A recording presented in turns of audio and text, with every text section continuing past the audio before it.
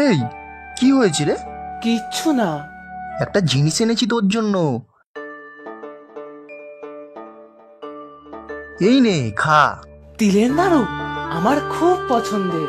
জানি তো, তাই তো নিয়ে এলাম। আসার সময় মামি এক বয়াম ভরে বানিয়ে পাঠিয়েছে। এই সব আমার? হ্যাঁ রে বাবা, এবার খা তো দেখি। মা মাঝে মধ্যেই এই তিলের নাড়ু বানাতো জানিস, বাবাও খুব ভালো খেত। তোর কাকা আবার মেরেছে বুঝি?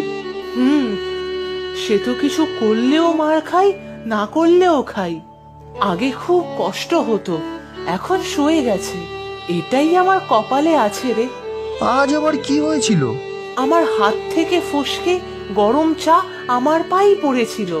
শুধু গ্লাসটা একটু কাকিমার গায়ে লেগেছে, তাই কাকিমা বলল আমি নাকি ইচ্ছা করে গরম চা ভর্তি গ্লাস কাকিমার গায়ে ছুঁড়ে মেরেছি। তোর খুব লেগেছে না? দেখি পাটা। ধুর, লেগেছিল, এখন ঠিক হয়ে গেছে। আচ্ছা, তোর কি এই কাকা কাকিমা ছাড়া আর কেউ নেই? না রে, এরাই আমার সব। তবে মায়ের কাছে একবার মামাবাড়ির গল্প শুনেছিলাম। অনেক বড় বাড়ি নাকি, আমার দাদু আছে, মামা বাইরে থাকে। যাসনি কখনো? না রে, মাকে তো কত বলতাম, কিন্তু মা কখনো নিয়ে যেত না। বলতো যে দাদু খুব রাগী। তবে মামাকে মা চিঠি লিখতো। তাহলে তো তুইও তোর মামাকে চিঠি লিখতে পারিস। তোকেও তাহলে আর এখানে পড়ে পড়ে মার খেতে হবে না, মামার বাড়িতে থাকতে পারবি। ঠিকানা পাবো কোথায়? মায়ের যত চিঠি ছিল সব কাকিমা পুড়িয়ে দিয়েছে। তবে মায়ের একটা পুরনো ডায়েরি ছিল, সেটা আমি আমার পুরনো বই খাতার সাথে লুকিয়ে রেখেছি। ওই ডায়েরিটার মধ্যে খুঁজে দেখেছিস তো? যদি কোনো ঠিকানা পাস? দেখবো। নাড়ুগুলো সত্যি খুব ভালো রেখেতে।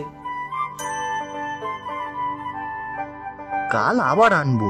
নতুন ঘড়িলাটাই কিনে দিয়েছে মামা, সেটাও আনবো, দুজনে মিলে ওড়াবো।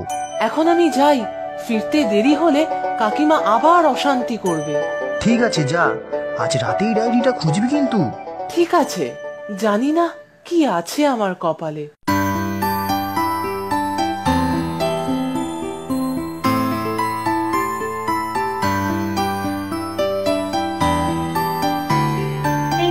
মুড়িটা খেয়ে নে, চানাচুর পেঁয়াজ সব দিয়ে সুন্দর করে মেখে এনেছি। দাও। ও মা, খাল আবার কয়েকটা নাড়ু আমাকে দেবে? গলুর জন্য নিয়ে যাব। হ্যাঁ যাবি।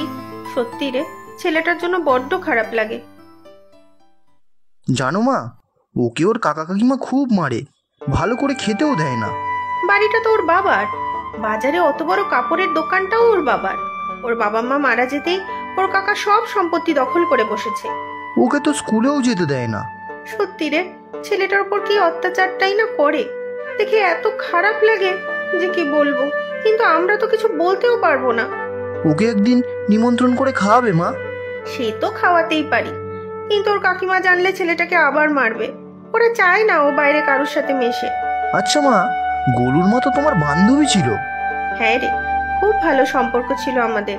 কত ভালো মনের মেয়ে ছিল, কি থেকে যে কি হলো। একটা দুর্ঘটনায় একসাথে দুজনেই প্রাণ হারালো।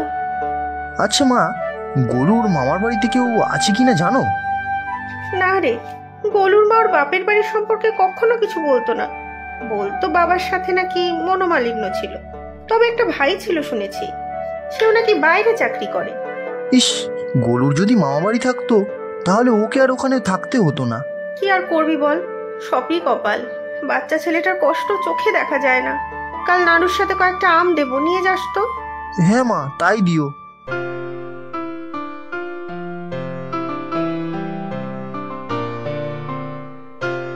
পাড়া বেড়ানো হলো? একটু খেলার মাঠে গিয়েছিলাম।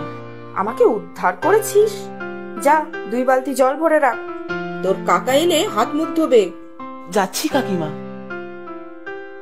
তা আজ আবার বই খাতা ছড়িয়ে বসেছিস কেন? আমার পুরনো বইগুলো একটু দেখছিলাম।